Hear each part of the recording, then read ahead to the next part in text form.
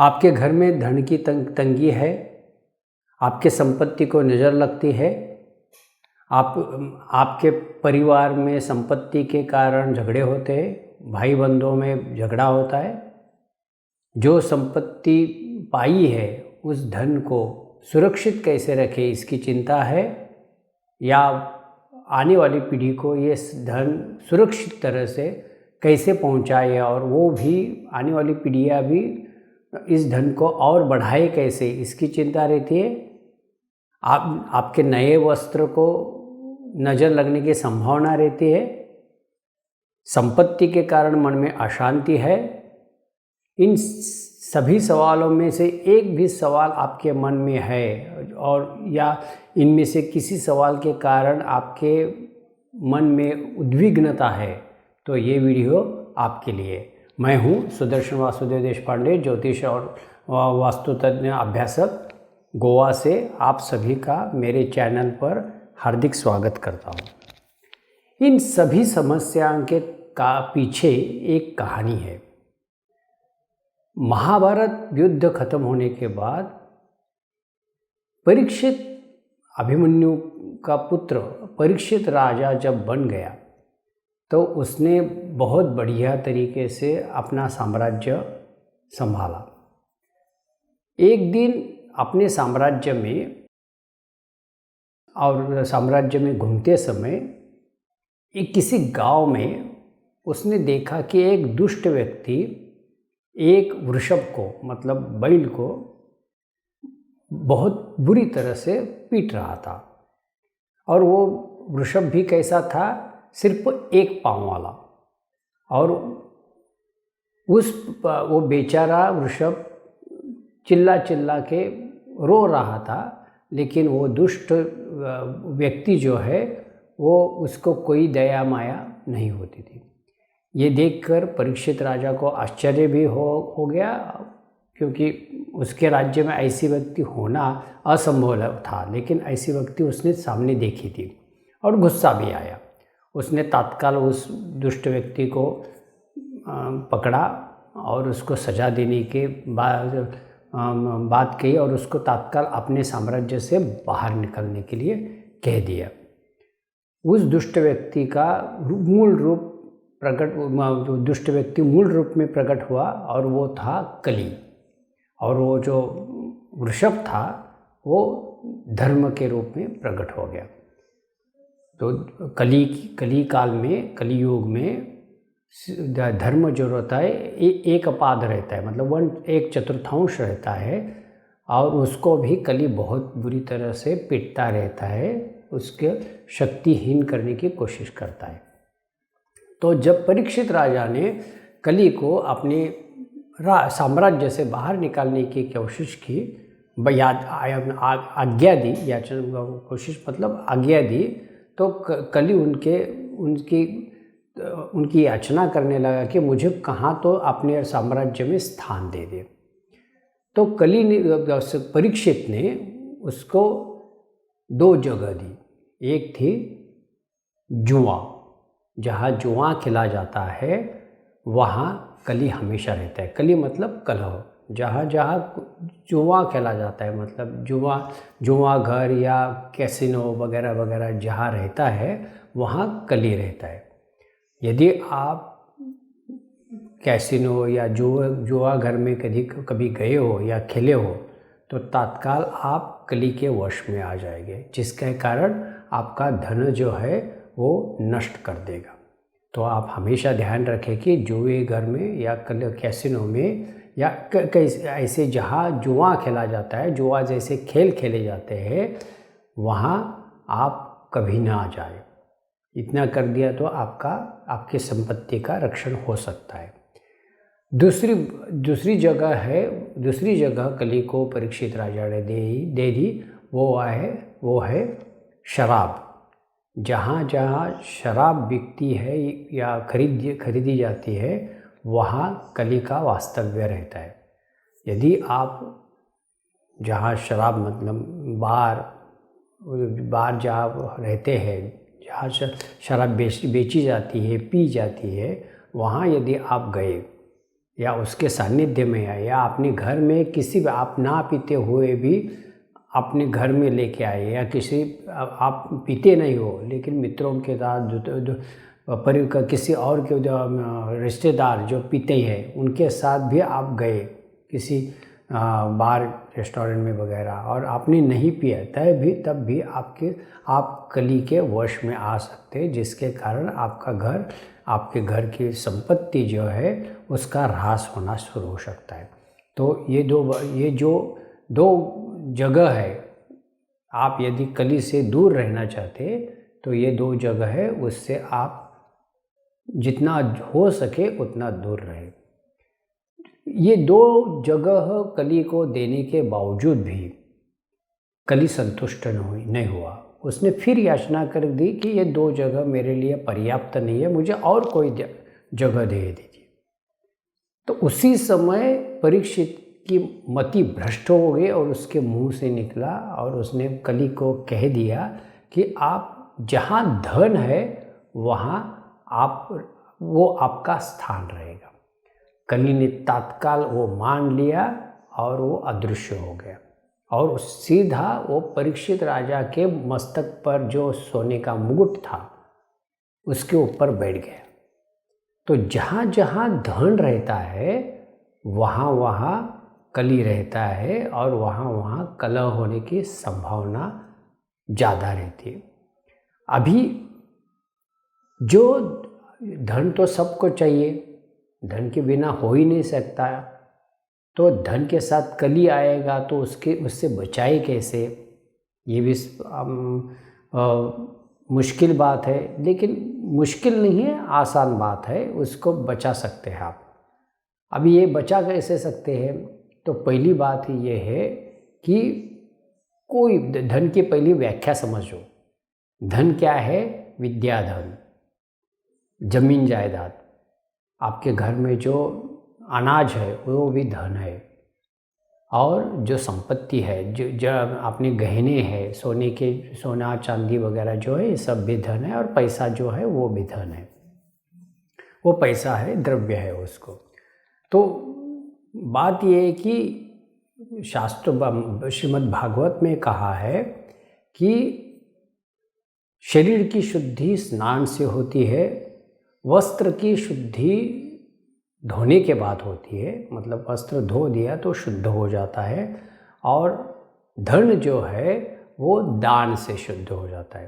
तो आप यदि जो आपका आमदनी है उसमें से कुछ हिस्सा आप दान के लिए रख दिया और दान दिया, धर्म कार्य में खर्चा कर दिया, तो उससे आपकी संपत्ति सुरक्षित भी रहेगी और बढ़ती रहेगी। क्योंकि दान जो है वो शास्त्रों में कहा है कि एक बीज की तरह काम करता है। जैसे बीज जमीन में बोया तो एक बीज से हजारों बीज निकलते हैं, वैसे ही आप जो कुछ दान देते हैं वो वापस आपको 100 गुना 1000 गुना वापस मिल जाता है। तो अभी इस कली से दूर रहने के लिए आपके पास क्या है उस उपाय? तो उसका उपाय अभी जो है आपके शायद आपके फ़ायदेमंद हो सकता है। आप बहुत सारे लोग रहेंगे कि विशेषतः महिला वर्ग इस धनत्रयोदशी को सोना खरीदती है, सोने के गहने खरीदती है। तो आप जो कुछ गहने खरीदती है लक्ष्मी पूजन के समय, आप तो शायद आपके पास जो धन है वो आप उसके सामने रखते होंगे। अभी इस धन को जब रखते हो और जो कुछ आप गहना आपके पास है, वो जो लक्ष्मी पूजन के समय कलश वगैरह लक्ष्मी के स्वरूप में कलश रखते हो, उसको वो गहने पहना दो, मतलब वो लक्ष्मी को अर्पण कर दीजिए। और आपके पास जो धन जो रहेगा वो भी वहाँ लक्ष्मी को अर्पण कर दीजिए। अभी लक्ष्मी पूजन होने के बाद वो जो सोने के गहने या धन जो है वो लक्ष्मी का प्रसाद ऐसे मानकर वापस ले लीजिए। और उसमें से कुछ हिस्सा दान के लिए बाजू रख दिया। अभी किसी भी वस्तु, कोई भी चीज़ प्रसाद रूप में आ गई, आपको मिल गई, तो उसको कोई भी दोष नहीं लगता। तो यदि आपके पास जो गहने आप जो खरीदते हैं, महिला वर्ग विशेषतः जो गहने आप खरीदते हैं, वो अभी इसके बाद आपको कुछ बहुत सारी महिलाएं मार्गशीर्ष बृहस्पतिवार का भी व्रत करती है, या हल्दी कुमकुम का भी अलग अलग समय त्यौहार मनाती है। जब जब कभी आप लक्ष्मी का पूजन करते हैं या देवी का पूजन करते हैं, उस समय आप यदि उस देवी को आपने जो कुछ नए गहने लाए हैं वो उसको अर्पित करके बाद में आपने धारण कर दिया, तो इसका दोष उसको प्रसाद रूप में माना जाएगा, उसको दोष कली का भी दोष नहीं लगेगा। तो ये यदि उपाय कर देंगे तो उसके आपके लिए फ़ायदेमंद रहेगा। और हो सके तो जितना हो सके दान कीजिए, और दान का वो भी सत्पात्री चाहिए। वो सत्पात्री मतलब क्या है, वो कभी आगे वाले वीडियो में बताऊंगा।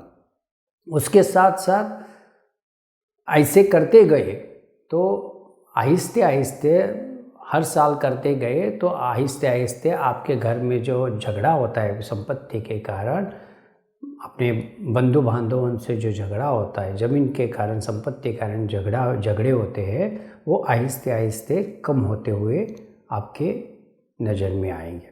इसके साथ अभी दिवाली का त्यौहार है, तो बहुत सारे आप नए वस्त्र भी लेते होंगे।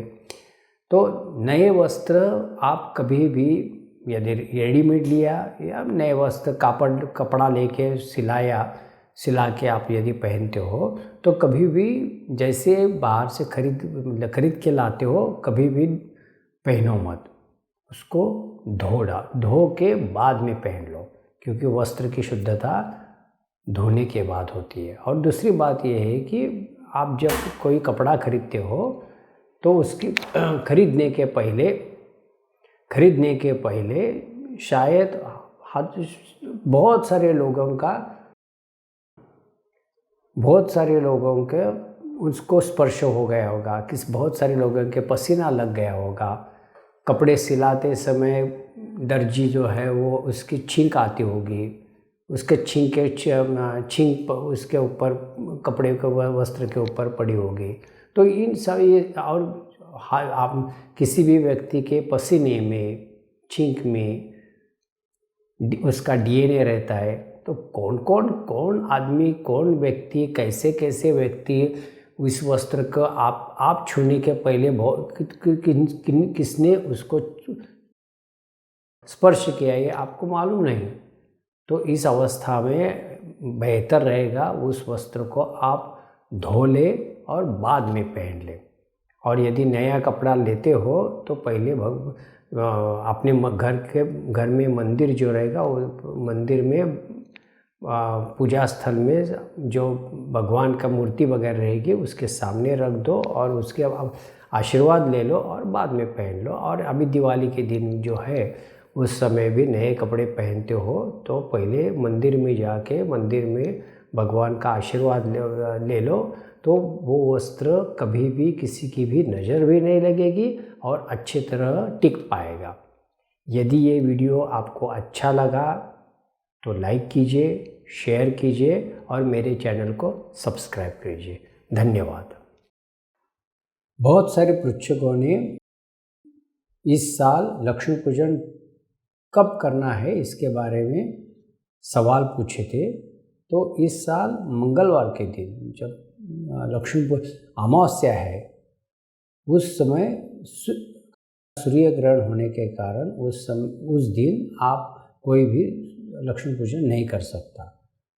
उसके पहले दिन सोमवार के दिन अमावस्या जो है वो लगभग 5:30 बजे के आसपास शुरू हो जाती है। मैं आसपास इसलिए कह रहा हूँ कि अपने अपने गांव के हिसाब से स्थानिक समय अलग अलग हो सकता है, लेकिन सामान्यतः 5:30 के आसपास अमावस्या शुरू हो सकती है। तो आप जो लक्ष्मी पूजन का प्रारंभ जो है वो कुंभ लग्न में, जो स्थिर लग्न है, वो स्थिर लग्न में आप प्रारंभ कर सकते हैं और उसका समय लगभग 3:30 पौने 4 बजे के आसपास शुरू हो जाता है और लगभग 5 बजे के आसपास ख़त्म हो जाता है। तो आप 4-4:30 बजे या 4:30 बजे के आसपास आप लक्ष्मी पूजन का प्रारंभ कर सकते हैं और ख़त्म कब हो जाए इसकी कोई सीमा नहीं है। उसके सिवा यदि ये जल्दी लगता है तो आप मीन लग्न में जो 6:30 बजे के आसपास तक है उस समय भी आप लक्ष्मी पूजन, मतलब उसके पहले, मतलब 5 बजे से 6:30 बजे तक इसके बीच में आप लक्ष्मी पूजन का प्रारंभ कर सकते हैं। फिर एक बार बताओ कि समाप्ति के समय का बंधन नहीं है। उससे भी देर रात तक आप कर सकते हो। तो वृषभ लग्न में जो लगभग 8:15 बजे के आसपास शुरू होता है, तो 8:15 बजे से 10 बजे के बीच में आप लक्ष्मी पूजन कर सकते हैं। सामान्य व्यक्ति के लिए लगभग 4:30 बजे से 6 बजे के आसपास आप लक्ष्मी पूजन का प्रारंभ सोमवार के दिन 24 तारीख को आप कर सकते हो और लक्ष्मी पूजन इसके बीच में करेंगे तो उसका लाभ भी आपको हो जाएगा। हो सकता मेरे ये जानकारी का आप जरूर लाभ उठाएंगे। यही मनोकामना के साथ आप सभी को दीपावली की बहुत बहुत शुभकामनाएं। धन्यवाद।